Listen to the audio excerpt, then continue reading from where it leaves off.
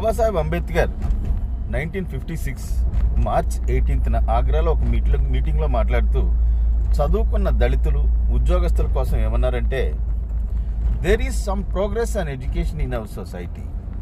ఈ సమాజంలో మనకు సంబంధించి విద్యపరంగా కొంత పురోగతి కనబడతా ఉంది. By acquiring higher education some people have reached higher positions. విద్యని పొందడం వల్ల కొంతమంది అయితే ఉన్నతమైన స్థానాలకి చేరుకోగలిగారు. But these educated people have deceived me. కానీ ఈ చదువుకున్నటువంటి వ్యక్తులే నన్ను మోసం చేశారు. I was hoping from them that after acquiring higher education they will serve the society. నేను అనుకుంటున్నాను వీళ్ళు విద్యని పొందిన తర్వాత సమాజానికి సేవ చేస్తారని. But what I am seeing is that a crowd of small and big clerks have gathered around.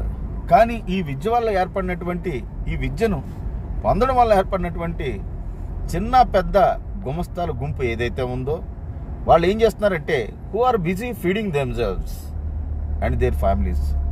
వాళ్ళ పని ఏంటంటే వాళ్ళు తినడం, వాళ్ళ యొక్క సొంత కుటుంబాలను పోషించుకోవడం తప్ప వీళ్ళ వల్ల ఒరిగిందేమీ లేదు. దీస్ పీపుల్ హ్యావ్ బెట్రేడ్ మీ. ఈ ప్రజలే నన్ను మోసం చేశారని చెప్పేసి అంబేద్కర్ బాధాతప్త హృదయంతో చనిపోయే 9 నెలల ముందు అన్నారు. మిత్రులారా, పెద్ద ఆయన ఎందుకు అన్నారో ఇలాగా నాకు మొదట్లో అర్థమయ్యేది కాదు.